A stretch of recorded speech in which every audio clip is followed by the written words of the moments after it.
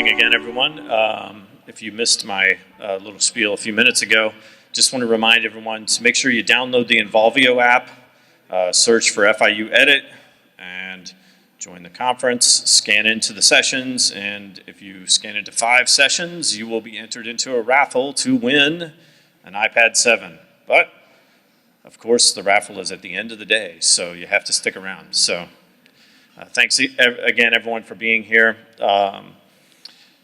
Robert Grillo is our Vice President and Chief Information Officer of IT here at FIU, and Mr. Grillo has been featured in Hispanic Executive Magazine for his work in business intelligence and mobile technologies. In 2017, he received the South Florida Business Journal CIO of the Year Award. Additionally, he was recognized by the Hispanic IT Executive Council as one of the top 100 most influential and notable Hispanic professionals in the information technology industry in 2017, 2018, and most recently in 2019. Under his leadership over the last 8 years, FIU has grown its technical infrastructure to support the growing needs of over 65,000 students, faculty, researchers, and staff. Ladies and gentlemen, our Vice President and CIO, Mr. Robert Grillo.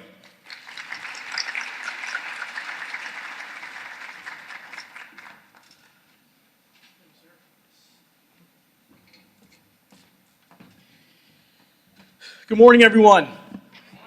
Thank you very much, Matt, for that introduction, and thank you for being here at our inaugural FIU EdIT conference. We're very excited to be here and hope you leave here today enlightened with new, innovative ideas to help push the pendulum forward in educational technology. I'd like to introduce our Provost and Executive Vice President, Dr. Kenneth G Fern. Kenneth G Fern is Provost and Executive Vice President and Chief Operating Officer of Florida International University. He began his distinguished academic career at FIU in 1998. He previously served as Dean of the College of Arts and Sciences, raised nearly $50 million in philanthropic gifts, and increased research grant funding, garnering $310 million in research awards. As Provost, he has led the development and the implementation of the FIU Beyond Possible 2020 Strategic Plan and the Next Horizon 2025 Strategic Plan.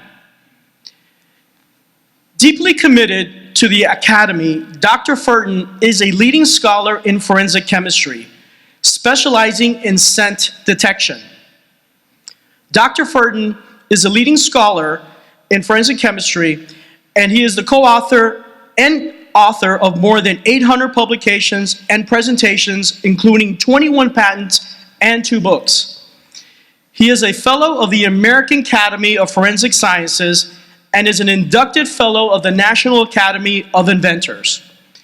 He is also the proud father of twins, Robert and Courtney, who are FIU graduates as well. Please join me in welcoming FIU's Provost, Dr. Kenneth G Fern.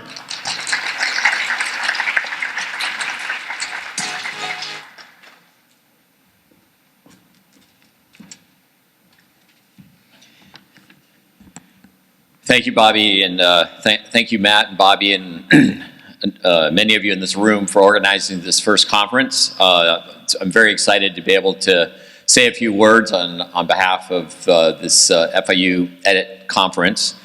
I know attendance is a little low right now, but this is Miami, so people like me from the Midwest, we got here on time, but I'm sure it'll fill up a little later. And next year we'll have to turn people away, I'm sure. I really am very excited. This is a very important time in higher education.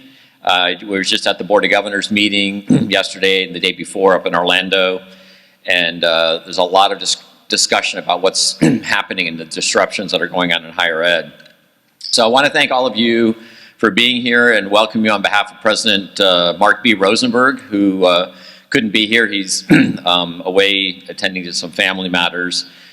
But just want to give special thanks to our sponsors. So of course you see Involvio is one of our primary sponsors with Creston, Smiley's Audiovisual, and even of course, our own Department of IT, for not just coming together to host this conference, but for really making our conference, making our classrooms the next generation of a learning environment, and really leading, in many cases, the nation in terms of a model. I want to recognize many of the partners and the speakers who are going to be up here, and thank them for their time and the presentations they're going to give to us. We have speakers from LinkedIn Learning, Apple, Involvio, Google, Georgetown University, and the Eastside Union High School District, who are partnering with us today. And in the audience, we're going to have representatives from many of the fine institutions that we have here in Florida, including Barry University, Miami-Dade College, FIU, University of Miami, Johnson & Wales, Hillsborough Community College, and Cisco, and even Christopher Columbus High School, which I think is where Bobby went to school, right? So that must be a connection there. So let me just start off by just telling those of you who aren't familiar with FIU is that at FIU, we are the 4th largest university in the country at the moment with 58,000 learners. We have a distributed model of education. So this, our Modesto Medique campus is the largest physical campus. The 2nd largest campus is actually our virtual campus. And within 5 years, likely the virtual campus, our FIU Online, will be the largest campus at the university. Now, in addition to that, we have 14 physical sites here in Florida. We have a site in Washington, D.C., and then we have world centers in different locations. We have had a campus in China for 15 years. We've had a location in Italy for almost that amount of time. And then we're looking at developing additional partnerships around the world because the future of education is really around technology as well as the globalization. So I want to, I think it's going to be very exciting to hear about some of the developments that are going on. We're a Carnegie R1, the highest research designated university. So we rank about 70th right now in the nation in terms of research expenditures. Our goal is to be top 50 within the next 5 years. We're also what's called an Ashoka Changemaker campus. There are 40 of these around the world. Those are universities that are committed to social innovation and social entrepreneurship, and everything about the university is around that everyone's a change maker. So all 58,000 of our learners, we instill in them that they can make a difference. They can literally change the world. And we're very proud of that. There's only 11 universities in the US that are research universities and Ashoka Changemaker campuses. We're constantly evaluating and reevaluating what we're doing in the classroom because as a university, we're one of the largest universities in the country. We're also extremely diverse. We have about 85% of our students are from underrepresented groups, and over half of our students are full Pell eligible. So they really have no safety net. They come from families which do not have resources to help support them if they have challenges.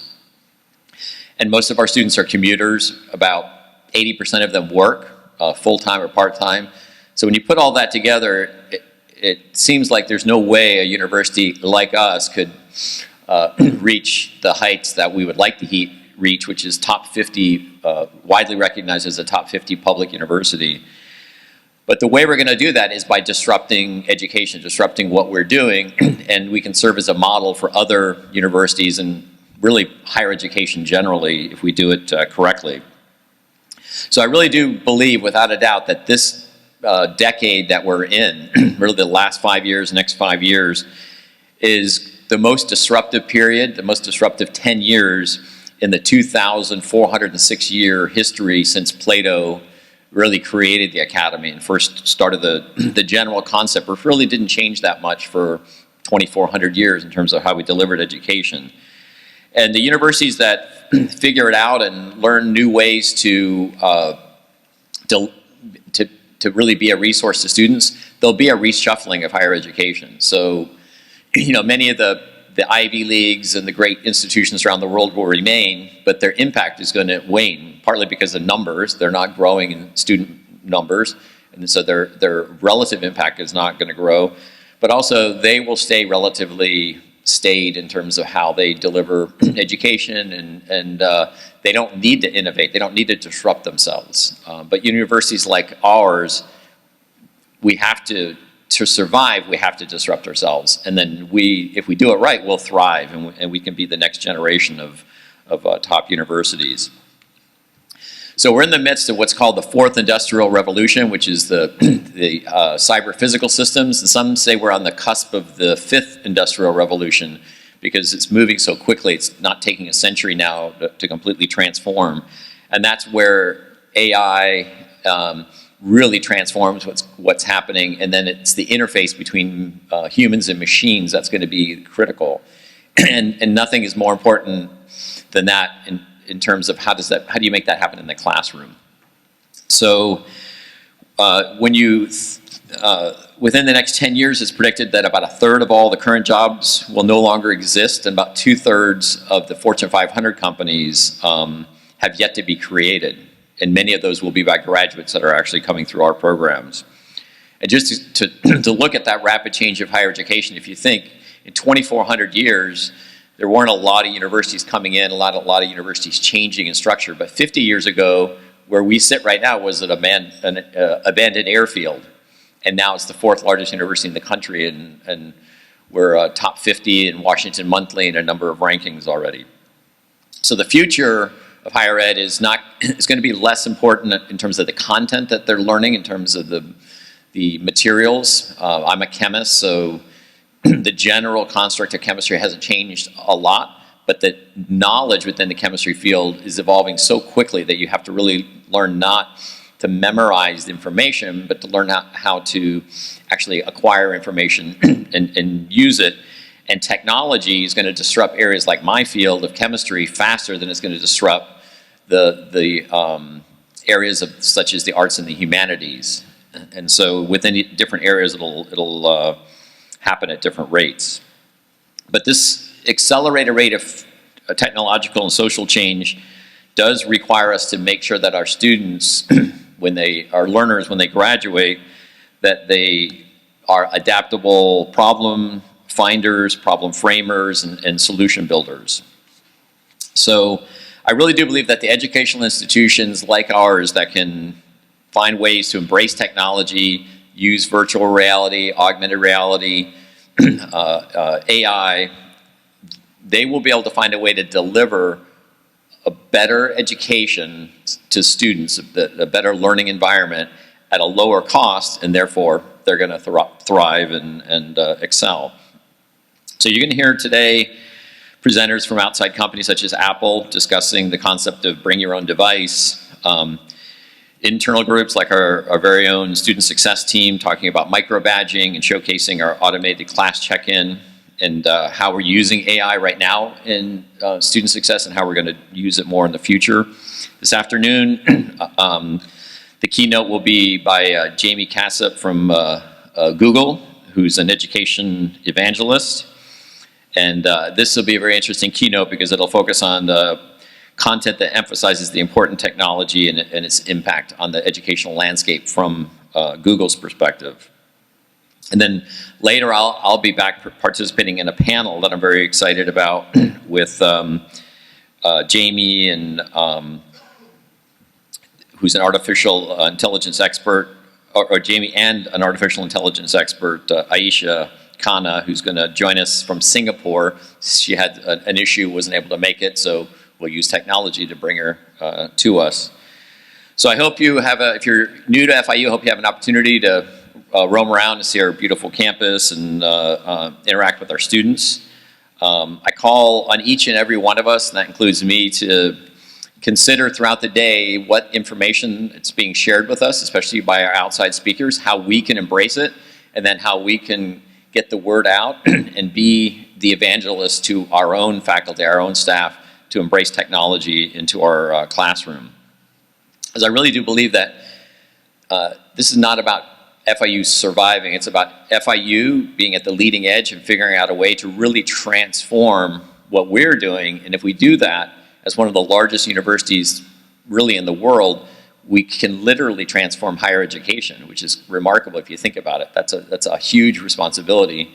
But I think we have the opportunity to do that because we have such a large platform. We have such a large presence internationally.